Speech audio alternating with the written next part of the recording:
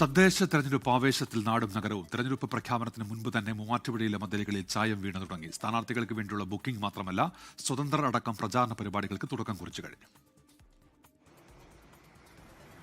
ട്രെൻഡുകൾ മാറി മാറി വന്നെങ്കിലും തിരഞ്ഞെടുപ്പുകളായാൽ വർണ്ണങ്ങൾ നിറഞ്ഞ ചുവരുകളാണ് അന്നും ഇന്നും ട്രെൻഡ്. ഇത്തവണ തിരഞ്ഞെടുപ്പ് പ്രഖ്യാപിക്കും മുൻപേ മൂവാറ്റുപുഴയുടെ പല വാർഡുകളിലും സ്ഥാനാർത്ഥികൾക്ക് വേണ്ടിയുള്ള അക്ഷരങ്ങൾ സ്ഥാനം പിടിച്ചു. അതും മൂവാറ്റുപുഴക്കാരുടെ പ്രിയപ്പെട്ട ഗ്ലാട്ടൻ പീറ്ററുടെ കരവിരുതിൽ. സ്വതന്ത്രരും വിമതരുമാണ് ചുവരുകളിൽ നിറയുന്നത്. 30 കൊല്ലത്തിലേറെ നീണ്ട എക്സ്പീരിയൻസ് ഗ്ലാട്ടൻ ചേട്ടൻ്റെ വരയിലൂടെ തെളിഞ്ഞു.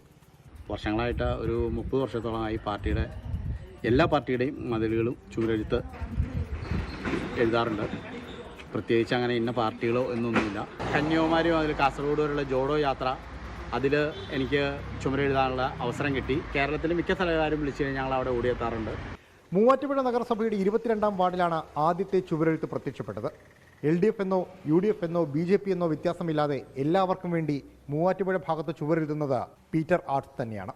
അതുകൊണ്ട് തന്നെ സ്ഥാനാർത്ഥികളെക്കുറിച്ചും സാഹചര്യങ്ങളെക്കുറിച്ചും ഇവർക്ക് നന്നായി അറിയാം.